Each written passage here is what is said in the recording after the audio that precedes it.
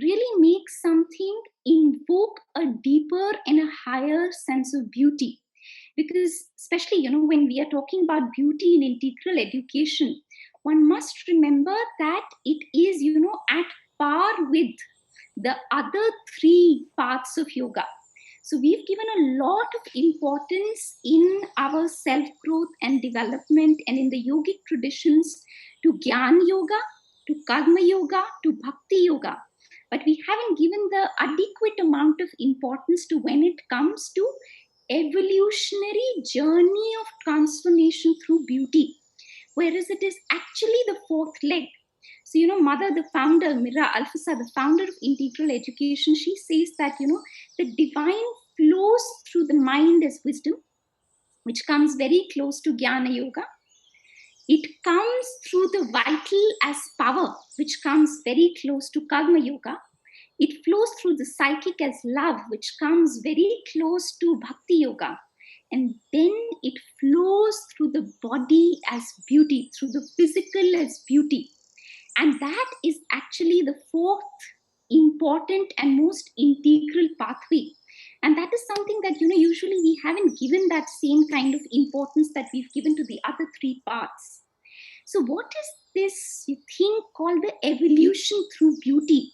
That beauty itself can be a path of inner transformation. So, what is that, and how does one really know? So, the first thing about beauty that is really coming from a deeper space is that it invokes, it does not excite.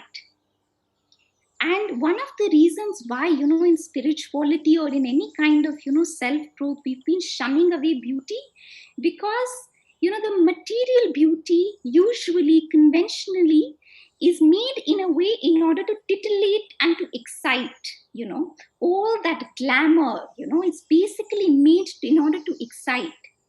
But when we're talking about a deeper sense of beauty, it invokes, it touches the heart. It's literally like, a deeper part of your heart is physically touched when there is something of that deeper essence, you see, and it literally like kindles something in the heart. And that's very, very different from being, excited or being titillated. It's a very, very subtle movement in the deeper heart. It's like, when you see, say, a lotus blooming on a full moon night, there is a part of you that also wants to bloom like that lotus in the full moon night. So the beauty that comes from a deeper space really invokes, it does not excite. That's really the first aspect.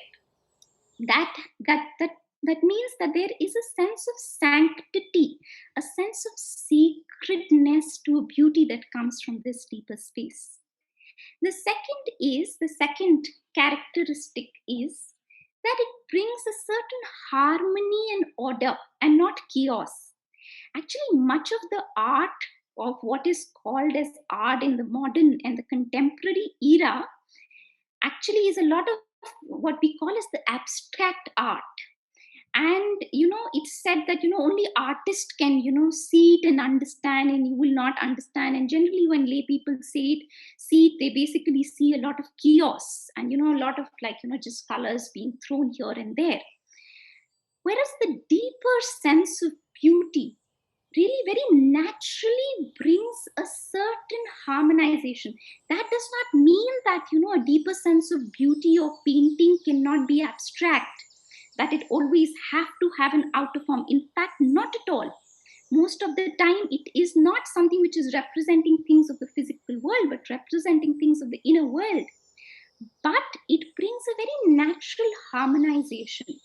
It's like when you enter a place that is actually deeply beautiful, you naturally feel a harmony between your mind and heart.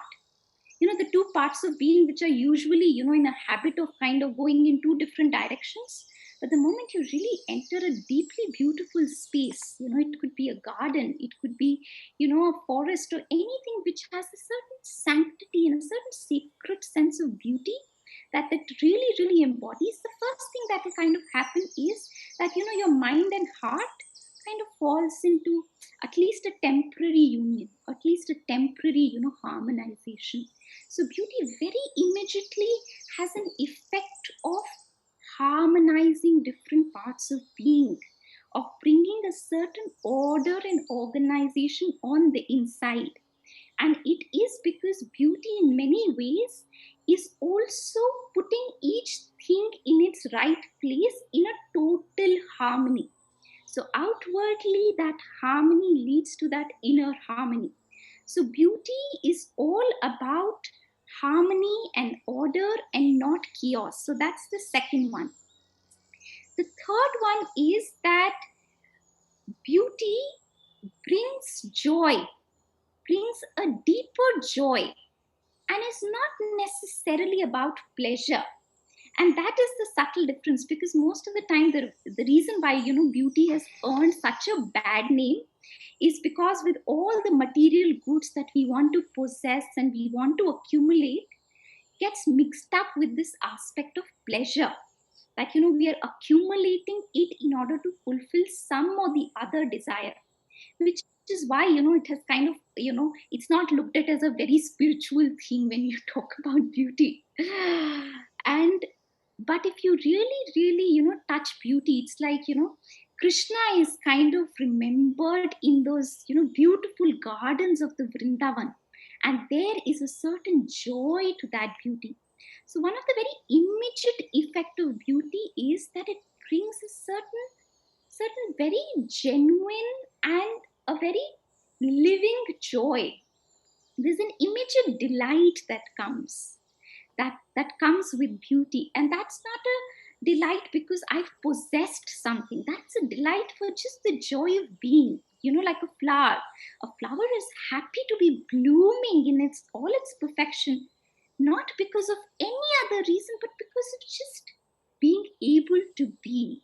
So that's the other aspect, that of joy. The next aspect is that of totality and not isolation. So, what I mean by that is that, and this is an important aspect. So, even if you look at, say, Indian art, you will notice in Indian art, each time, people, our ancestors kind of made a temple, it was never conceptualized in isolation.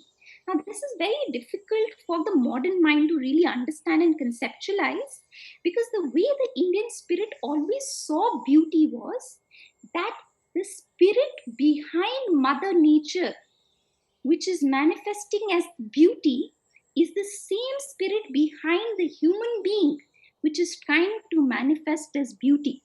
So, in that sense, there wasn't any difference between this is natural and this is man made, because each one of us really aspired to be an instrument of the higher nature and bring out that beauty in life. So, many of the Indian temples have been criticized by many of the Western scholars that, there is just too much going on in an Indian temple. It is far from beautiful because, they've tried to fill in every little space. There isn't, that empty space is not there. But if you really look at any of the old Indian temples, they were always conceptualized and construed in the context of nature. So the white sky and the river, all of these, or the mountains, they were a part of that entirety of conceptualization. So you cannot look at a piece in isolation. It has to be looked at in totality. That's the other aspect about beauty. Relatedly, the fifth one is that beauty, and that's the most beautiful part about beauty, that it has a simplicity, and yet it gives a certain sense of wealth and abundance. So there is abundance without excess. That's the other aspect about beauty, that it is not about and that's the misunderstanding often in understanding, say, the Indian architecture. It's not about excessively filling things up. It's rather about creation of that abundance in an elegant and a simple way. So beauty brings a certain very natural kind of wealth and abundance. It's like, when you walk into a garden and somebody is has really done the garden beautifully. You go through roses and, hibiscus, and from there, you see other kinds of flowers, and then, you would see a little lotus, and then a little pond, and then a little way, and then there are some birds. There is a lot going on, but it never really feels like it's excess. It never really feels like it overwhelms. In fact, that kind of an abundance really widens you. So beauty has a sense of abundance without really any sense of this is in excess. This is, a lot. It doesn't have this sense of that, this is zyada ho gaya. It just has the right proportion.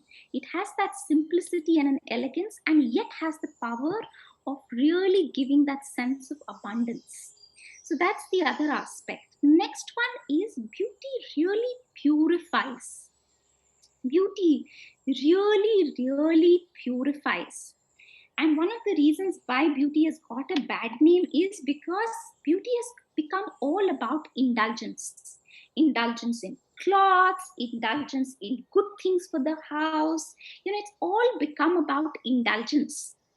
And which is why, one is not really able to harness the power of beauty for purification.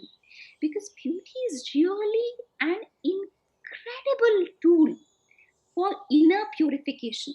And not just it is an incredible tool for inner purification, it is also only when one has sufficiently inwardly purified can one truly perceive beauty. Otherwise, because if I am full of lower vital cravings, or if my central vital, my power center is too dominant, then my choices will be dictated by that. These are the kind of things then I will get attracted to. So for one to be able to even really see beauty, it takes a lot of psychological work and refinement. And I would go to the extent of saying that there cannot be a true artist unless an artist is a yogi. In some way or the other, is on the path of self growth and self refinement, because you practically cannot perceive beauty. Like for instance, there are people who would go to these very beautiful mountain ranges in India, where practically, if one really opens up to beauty, then it has such a transformative power of bringing a majestic, grand silence into the very details of yourself. That is the power that that place has. But how do, we human beings use it? We go there, have a packet of chips, click selfies, and come back. That is how we use this grand power of beauty. Now, beauty is powerful and it is there, but it takes a lot of inner refinement to be able to use this force for inner transformation. It's like, sometimes people come inside the Matra Mandir and then, they go back. I noticed, so many people were sitting straight, so many people were not sitting straight. That's all they could probably notice. So, beauty is there, but are you receptive to it? And are you pure enough to really receive it? And of course, it's a process. It's not about, the moment you start walking on the path of beauty, you will open up to the highest possible beauty. So it's a process. But to be conscious that most often than not, it is our likes and dislikes that come in the way. And actually, most people associate beauty with what I like. So this is like my favorite color. This is what I like. And actually, you can only begin to walk the path of beauty once you've developed a certain equanimity to this like and dislike business. Because if even that is not there, then one is kind of just fooling oneself, saying that I'm on the path of beauty, because till there is a like and dislike, there is some kind of an indulgence. Even if it is not a material indulgence, it could be a simple vital indulgence. It could be an indulgence of the ego in being able to boast itself. My color is the best color in the world. All these kinds of things go along with it. So beauty really purifies. That's the other aspect. Then it brings you closer to the truth. Recently I was reading this text called Saundarya Lahari, and the author Natarajaguru very beautifully kind of puts it in. For the first time I've heard, a writer write like that. Is beauty is the feminine form of truth. So he's really putting beauty at power with that which all of us, in one way or the other, being on any kind of a spiritual path, we look up to the truth, even if not a spiritual path. Even Gandhi, when, you read his writings, all he's looking for is the truth. So he says that, beauty is the equivalent, like truth is the essence and beauty is the form. And it's the equivalent of truth, which is such a beautiful way of kind of putting it. And even if you look at, anything that is of the mystical truth, anything that is about that absolute truth, often when people try to give it words, when people try to give words to that which cannot be given words to, then, just a second, I received a message. Yeah, so Manoj is clarifying Saundarya Lahari is of Shankara, interpreted by Nataraja Guru. Yeah, okay. With that, moving on to this aspect about that often, when you see any kind of sage, no sage, an ordinary person, at any point in time ever, if anybody has really tried to express something of that mystical truth into life, that often comes in the form of poetry. And what is poetry if not the beautiful rhythmic word? So, anytime there is an expression of truth, it often comes out beautifully, because beauty is an inherent dimension of the truth. It cannot come out in a way that is not beautiful. If it is not beautiful in thought, in feeling, in vibration, then perhaps it is not true. That is one indication. And that is also, like somewhere the mother sees that if your path is of love, all the knowledge that you need in the world, you will get it through love. And how will you get it through love? It is by working on the path of love, you become more and more sensitive to the vibrational quality of each little thing. And whether that vibrational quality is that beautiful or is that not. So this is the other characteristic. Beauty brings one closer to the truth. The next one is beauty is usually full of colors.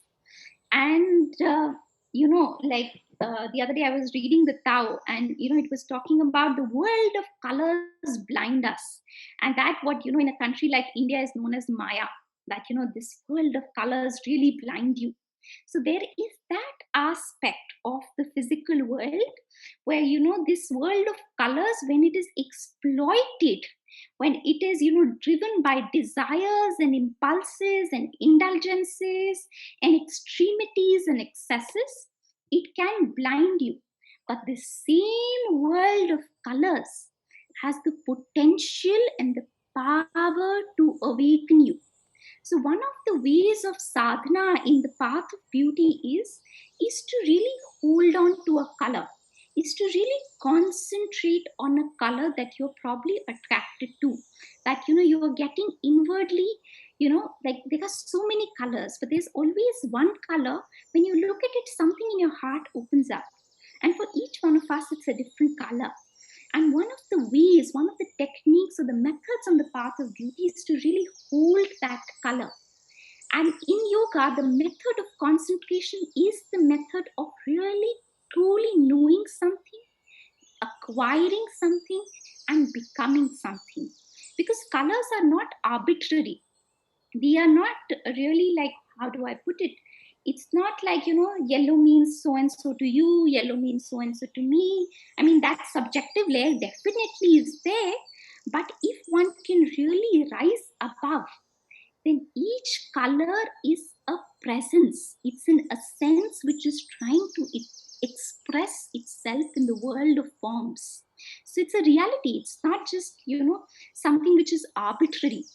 And in the path of beauty, colors can really awaken us, because colors is also that bridge between the essential, infinite, eternal truth and that which is the manifest. It is literally that bridge. between the two.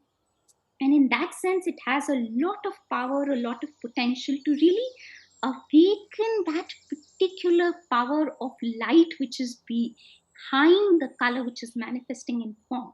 So colors really can become a tool to enlighten, to awaken, and need not blind us. The other characteristic is that in a true expression of beauty, it is usually the spirit gets an expression into a concrete form. And usually, most of the time, whenever we take up an art form, it's mostly become about, how can one perfect the outer form? How can see one perfectly, like how it used to happen in school, right? How can you perfectly copy this drawing? How you can perfectly copy this flower? And mostly what beauty in art has become is about being able to copy the outer details perfectly. Whereas a higher sense of beauty, it's not like a higher sense of beauty doesn't have the sense of perfection. It has a very precise sense of perfection.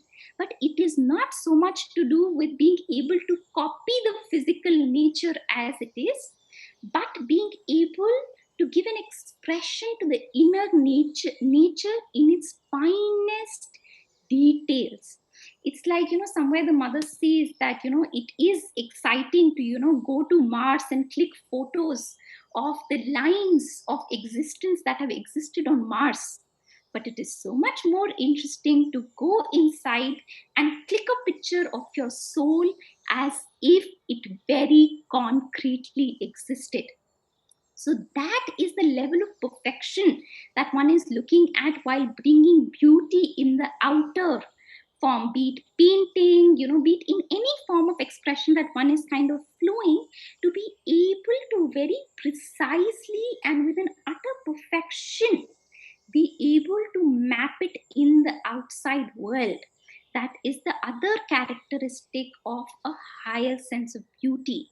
It has a sense of perfection, but sometimes that sense of perfection may actually want you to, delete some of the physical details, because you're not trying to get the physical appearance perfectly right, but what you're trying to get is the essential nature of the soul behind it. If that has to come through, then sometimes you have to delete the features in the physical appearances. And just like, some of the manifestations of Indian art, say for instance as gods and goddesses with many hands, now this thing doesn't physically exist. So sometimes in order to really represent that inner seeing, one may have to add elements, delete elements, or just completely have an imagination of something that doesn't exist physically. But the perfection is there in relationship to being able to perfectly represent the essential inner seeing. So that's the other aspect. And this essential inner seeing is not imaginative in a higher sense of beauty. It's not like, I'm trying to exercise my brain and trying to come up with so many more ideas and be really imaginative, but really just be able to concentrate and to be able to open and to be able to receive. So it corresponds to a real concrete inner seeing. So it really corresponds to that sadhana where you are able to venture into inner landscape. And like the mother says, one is able to take a photograph of the soul as if it were the physical reality. And that is the manifestation of a true and a higher sense of beauty. With that, I come to, I think this is the second last one, which is that, usually or many times, and this is like a very famous things amongst the artists, if you look at the movies that are made, much of the movies, generally have like a, how do you say, a villain, even if it is not a villain which is outside like it used to be in the older movies, even if it's more softer and sophisticated, or even if it's not an outer villain, even if it's an inner trial and tribulation, inner suffering that a person kind of goes through, Usually art, and artists create art out of the violence of contrast, meaning out of this tension between happiness and sadness. That is how most of the art is created, out of this tension between something going beautiful, then something falling off, and then you are coming out victorious out of it, and there's an immense amount of beauty in it. But there is a possibility of an even higher sense of beauty that does not require the presence of darkness, the presence of suffering for this beauty to shine. It can shine by itself, it can shine off itself. It does not need something dark in order to be beautiful. And that is an indication of something of that higher sense of beauty really manifesting. And with that, I come to the last but not the least. And this actually last factor is all that we know of beauty. This is what we basically mean when we say beauty is the sense of aesthetic. So that's the 12th element, that beauty has an inherent sense of aesthetic. So it's not just in that sense about, developing the inner seeing acutely, but you may have a very fine inner seeing, but in order to actually say put it on paper, in order to actually express in the world, your skill is needed. Your knowledge of what is the harmony of colors, or which lines kind of go together, that knowledge is needed for it to manifest. And of course, sometimes this knowledge can be used with reason through a systematic study. Other times it can be intuitive. But in both the cases, there has to be a skill to be able to express it. So that aspect of pure development of skill is an inherently important aspect of manifestation of higher beauty. And without this 12, none of the above 11 can actually get their fuller manifestation.